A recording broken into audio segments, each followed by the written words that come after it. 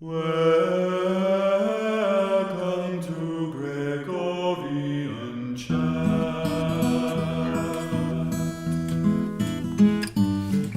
Hi!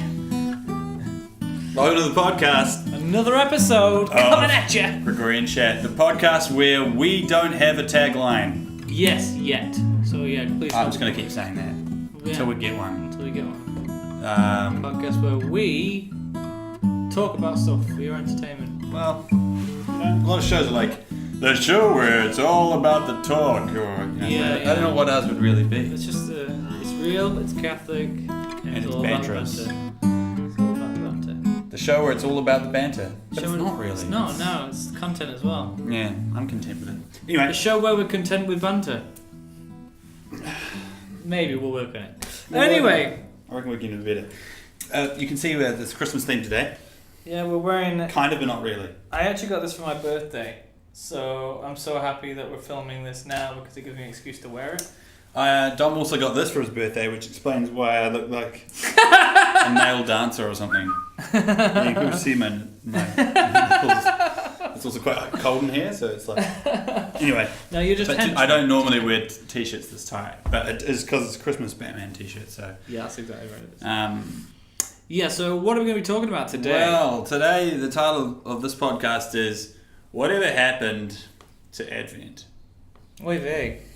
Oy vey. What does that even mean? I don't know. Isn't it something Russians say or something? No, it's Jewish. Is it Jewish? Yeah, it's like Hebrew. Well, no, maybe Jewish. Oy vey. I'm not sure. But anyway, we got a Christmas tea today from T2. It's called Christmas Breakfast. Christmas breakfast. That kind of breakfast. What have you been up to? What have I been up to? Yeah. Oh, heaps of stuff. Is that right? Pretty much just filming podcasts. With you. No, this is true. And we also filmed our second Gregorian Snap. It's coming at you. Well, the first part of the second one. Who knows? Maybe it'll already be released by the time this comes out. I feel like we're going to be like Apple, and we're going to be releasing it, and then we're going to be releasing a plus version of everything we do. Well, so it'll be like Gregorian Chat X. Yeah. Well, we can chat about eggs if you want. But before we go any further, we'll the first person to share this podcast, because it's a Christmas episode, we'll be giving you this box of favourites. Oh yeah. Oh, well, not this box because it's open, and we're definitely going to be eating it during the podcast. But let's say the first person to share and comment your name below. Comment your name below, and we will send you podcasts. one of these if you send us your address. So yeah. Thank you for your loyal listening. Yeah, it'd be awesome. It'll be Happy Christmas from the Gregorian Chat team. Yeah, but we'll be talking about Advent, which is kind of like Christmas, but it's not quite Christmas. What's Advent been like for you growing up, Dom? Because I've only had 6 or 7 Advents in my life. Well, that's not a very advantageous upbringing, is it? No. But it has been an adventure. I was going to say, it's been an adventurous. Yeah. I think growing up, because we would go to all of the Christmas stuff, and it took me a long time to actually realise, I guess, what Advent was about. Because I think my first memory of Advent was the Advent wreath. Oh yeah. Yeah. Oh yeah. I don't know who invented it, but wreath what you sow and all that. Yeah, you wreath. So like the different coloured candles, because I remember always being like, I really loved the rose candle, whatever it's called, the salmon candle. Salmon candle, that's rose. Disgusting. Imagine that. Light it and smell of salmon. Oh my gosh, we should try it. No.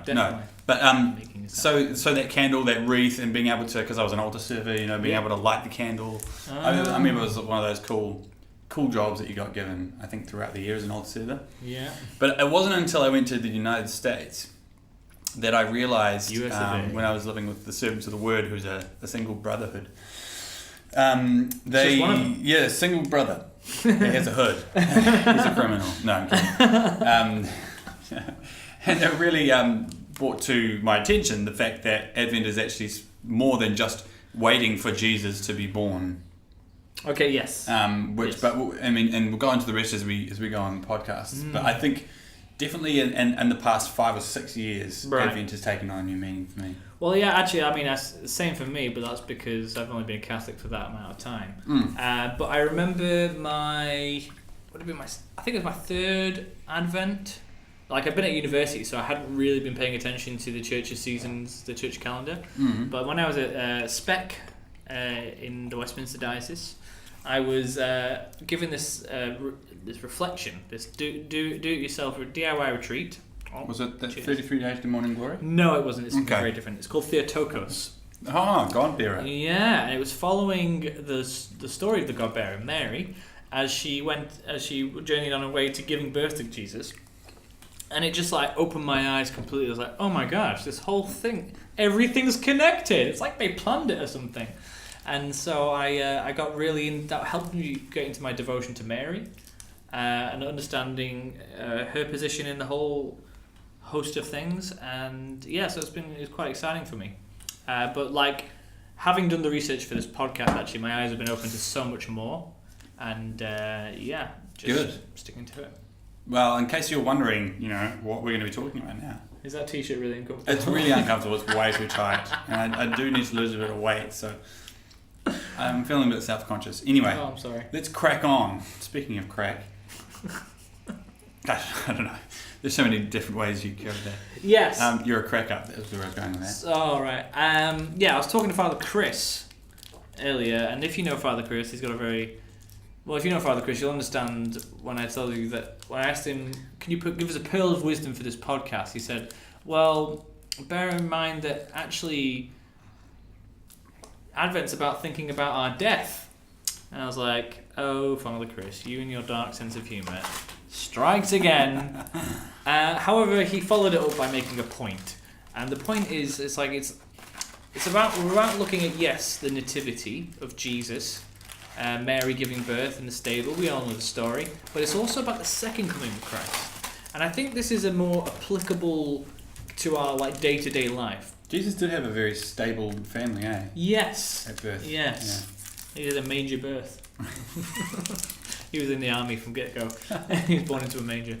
Anyway, but yeah, so we think of it as like, if you think of it just as, Advent's about getting to the nativity. Mm-hmm.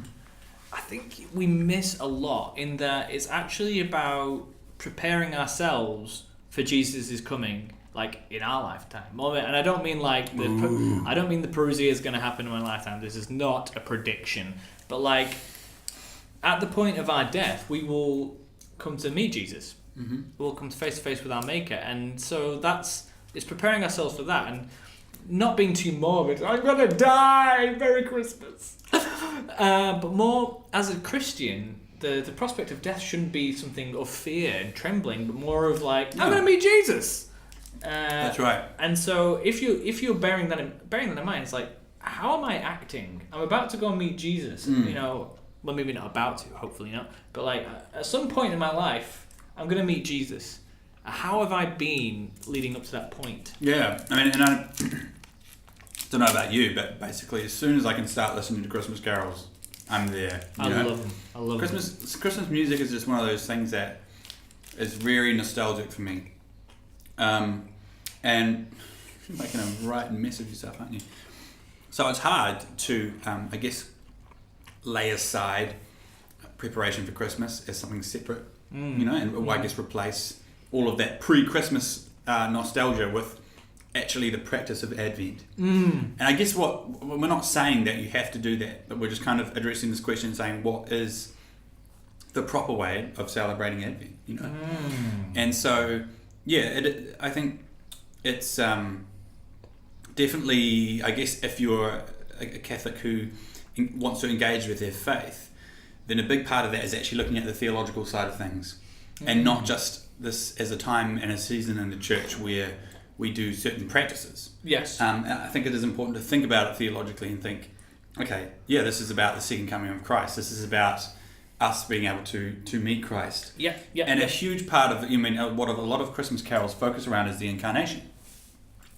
And so it's a really unique time in the Christmas calendar and in the Christian life, I guess, to think about that special gift that is the incarnation. It's really a once in an existence in a universe kind of thing, right? It's like God became man. Mm-hmm. I find it especially a really good time to focus on the Eucharist because I always think about it this way, God was God, and then he humbled himself enough to become a man, being incarnate. But then he also took it a step further and humbled himself by dying on a cross at the hands of other men But then he takes it another step further and becomes, I guess vulnerable in the bread and wine and available in the bread and wine. It's like this humility pie. Try it. It's really good. Yeah, and I think Bishop Barron there's this amazing point. Like the first time I read his book, this knocked me out. Like this whole point of it's not good. Everything. It's a heavy book. You've already had a couple of concussions. This was before that. Okay. Anyway, he talks about everything in Catholicism. Every teaching can be boiled down to one point, and it's about this keenness to prolong the incarnation. So let's bring that into Advent with this. That premise of okay, how am I going to prolong the fact that God, the creator of the universe, once became enfleshed and became human and walked amongst us? Became enfleshed. So I'm thinking out that. Just trying to flesh it out a bit. Anyway, so I'm waiting for you to get to the body of the content. He's working on his word count. He's trying to flesh it out. I was seeing how you're going to frame that one. Anyway, so how are we going to bring this into our Advent situation? Yeah. And I think we think of okay, what do you want? It's a t-shirt. Yeah, carry on. It's not that bad when I wear it. Anyway, what was I saying? Yeah, so one thing that's visibly different is there's a wreath and stuff, but also it's a time of wearing purple. Now we don't want to mix this up with the other time where we wear purple. Discos. Yeah, well we don't, but I'm talking more about Lent. Ah, okay. we don't want to mix it up with discos either, which is a point Father Mike. I mean, you're this goes well with that, and there you go. Yeah. Anyway, so similar to Lent, it is a time of preparation. So kind of a bit of solemnity in there. Yeah, I think solemnity is the right word. I don't want to say that out. I don't want to quote anybody. Quote me. I'll quote. Dom says it's a time of solemnity, not me, him. Anyway, but if it's right, then I said it as well. Anyway, moving on. But essentially it's like Lent, except you don't give up chocolate. You generally take up chocolate by having the Advent calendar. Yeah. And having one piece of chocolate. You could have a wine calendar or a cheese calendar or a tea calendar. No, you can't because they all sold out. Yeah. T2 had tea calendars. And they sold out the day they got them apparently. Anyway, so it's a time of waiting. It's a time of preparation. And what are we preparing for? Pardon me. The coming of Christ, as we've said. But so how are we going to do that? And just imagine someone's coming over to your house. You're going to tidy you up. You're going to cook them a nice meal. You're going to You're going to dress yourself up nicely. And I think we should be doing this spiritually. But who enjoys cleaning their house? Not me. It's not let's have a good day. I enjoy the end result, which is that it's clean. Yes, but the actual cleaning of it can be a bit arduous. Yeah. But I think we have to bear in mind that this is a season of, and we are a people of, hope. And so instead of being mortifying. Instead of mortifying ourselves by saying, "Oh, I'm going to have to clean everything," but clean something with joy. Now, Father Mike Schmidt made a good point about joy. What did he say? He said that, like happiness, when you're joyful, you're happy. But unlike happiness, joy is not dependent on your circumstance. So you could be happy, doing the dishes. You could be the most joyful person in the room doing something terrible because our joy is based in something outside of our circumstance, which is God. So clean our house, clean our attitudes and our dispositions with joy and hope of God's love for us. Yeah, and I guess in a similar way to how in Lent we try and practice actually putting the works of mercy, into practice, right? So in Lent, we focus on give up this and that, but also do some positive stuff. Also, take up. Give that food you're not eating to the hungry, and the money that you don't need to the poor. In a similar way, I guess with Advent, it'd be use that joy for upbuilding people, and maybe have a particular focus on not being negative. And it's easy to be negative. I think around Christmas time it is a joyful time, but a lot of people are like, Christmas, and you're probably shopping, dealing a lot with family. Cooking, Might be a stressful time. You might be traveling. Might be like I said, a lot of family coming together, and often there's some conflicts there. So I guess something huge to focus on this Advent is how am I going to upbuild those around me? Yeah, and actually prepare them for Christ's coming as well. And like in the readings at the moment, we're getting lots of parables like the virgins with the oil lamps, and the story about that is it's really focusing on being prepared, filling up your lamp with oil. And what is our oil but our joy? And doing things with great joy. And you told us to go do something horrible. It was like, but it's okay because I'm doing this for a purpose, and the purpose is Jesus is coming, and it's super exciting. Father Mike asked a really good question, and I wrote it down, and here it is, found it. So preparing for Christmas, and he asked the question, he's like, if Jesus showed up in your life right now, would there be any room for him? And I thought this was a really good reflection on how to act during Lent. So what does it mean, would there be any room for him? Now we don't want to be like super pious. Advent or? I just did in life. Okay. Jesus just turned up, but we can use Advent as a process to start thinking about it. That's all. Did I say Lent? You said Lent, yeah. Oh, I did not mean Lent. I meant Advent. Carry on. Anyway, so we could use this season as a time of asking this question. It's like, so he mentions that the great saints talk about there's 3 different comings of Christ. There's the first coming, there's the second coming, and then there's this intermediary coming of Christ, which when 2 or 3 are gathered in my name, I am there. Whenever you pray, you're praying to Christ, and he's present amongst you. And so going to adoration, going to mass, praying your rosary, all these things, that's when Christ is present in our life. Even praying grace. Yeah. So it's like, how often would you be in contact with Christ if he was right in front of you, like if he was in your life? Imagine every prayer is a text message. Imagine every time in adoration is sat down talking with him. Every mass is a meal. What would your relationship look like? Exactly. Like, how would Facebook tell you your relationship with Jesus is going? You know, how it gives you those videos. Let's look at your relationship with Jesus over the past year. How many times have you liked his posts? And a lot, actually. Bishop Barron did another thing that's kind of like the oxymoronic side of Catholicism, where, you know, in order to live, we must first die. In order to actively pray, we must be silent and do nothing. And this is kind of like when we think about preparing, so we think about doing. It's like, okay, I've got to do this. I've got to complete the task. I've got to get to the end of the walk. I've got to win the race. I've got to do it. But, you know, so many times in Scripture with like Abraham, and, you know, Abraham was promised a child, and then what happened? He had to wait. Yeah.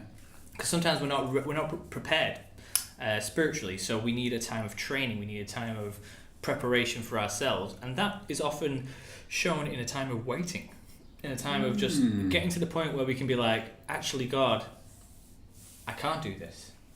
I want to be with you, because we're human beings. We're not human doings.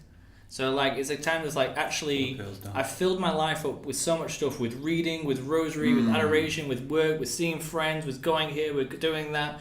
And it's like, actually, God's just telling me to stop. And actually, I had a really good experience with this myself when I came to New Zealand.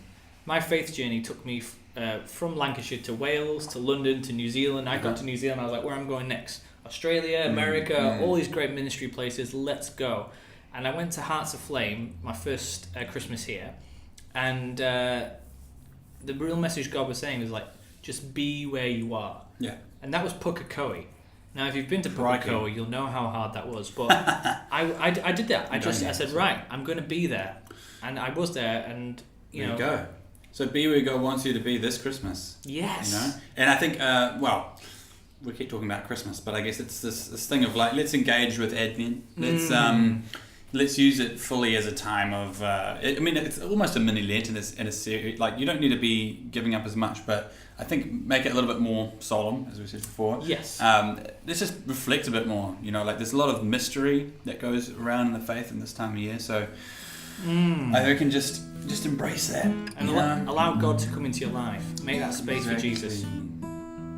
Thanks for joining us for this podcast. It's been great to have you, and all the podcasts this year. We'll be coming up to a year next year, I guess. So it's a couple of months away. And don't forget, share to win the favourites. That's right. And just subscribe. Just go ahead and do it. Just go ahead and do it. Tell all your friends all about it. And also look for Catholic Team Posts. They're a good group. Okay, there you go. There's a plug for you. God bless. Kia ora. Hey guys, thanks for watching the podcast. I've got good news. It just got a whole lot easier to search for us online. All you got to do is search Gregorian Chat into YouTube, Facebook, Instagram, iTunes, and Player FM for those who are on Android. Don't forget to share, like, and subscribe. See you later. God bless.